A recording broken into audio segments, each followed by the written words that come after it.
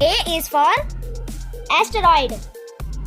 An asteroid is a small, rocky object that orbits the sun like a tiny planet.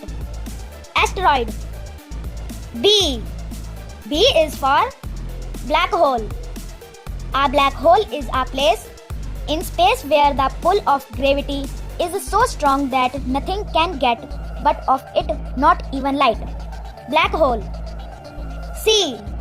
C is for comet. A comet is a ball of ice and dust that travels through space and has a glowing tail when it gets close to the sun. Comet. D. D is for dwarf planet.